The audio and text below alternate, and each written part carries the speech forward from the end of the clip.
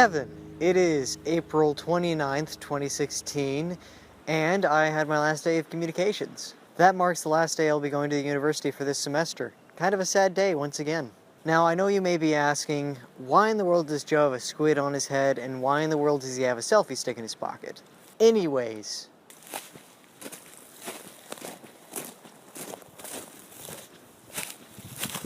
I just found a bunch of moose hair on a tree.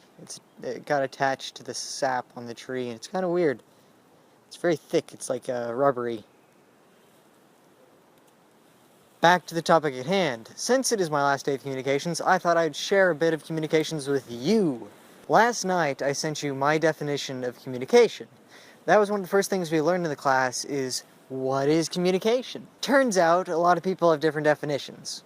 In class, we learned about a guy by the name of Frank Dance. Dance looked at all the definitions that people had proposed for communication and determined that there were three main differences between all of them. The differences were the level of observation, issue of intentionality, and then also normative judgment. Level of observation is pretty straightforward. It pretty much means when is communication happening? And the variances could be, well, does there need to be one person to start communication, or does there need to be two? You know, does the sender of the information have to get a response? Who knows? That's your definition. Another example would be, can you communicate with an animal?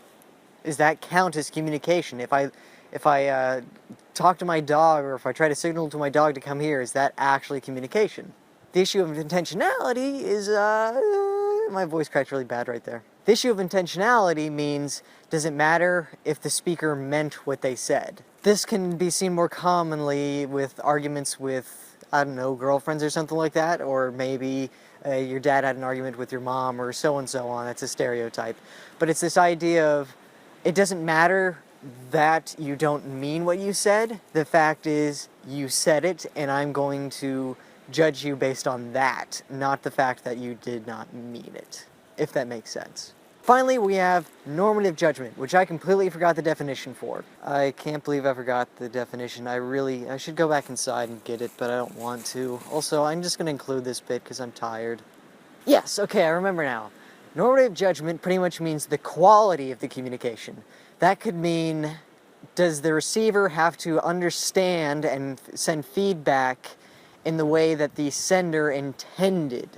Pretty much meaning, if a person misinterprets the information sent to them, is it still communication? So yeah, there you go. There's a little bit of my communications class for you. It's actually pretty interesting stuff, and it's pretty fun stuff when you get down into it. And Frank Dance is just an awesome name, by the way. You should totally look him up, and you won't find anything really other than he's important in the communication world. Now, I am cold and I'm probably going to get attacked by mosquitoes. I hope you like that intro, by the way. Pardon my horrible handwriting or chalkboard writing. Also, writing of chalk is horrible sometimes. Anyways, I need to finish my conclusion. I will see you Saturday. Good luck.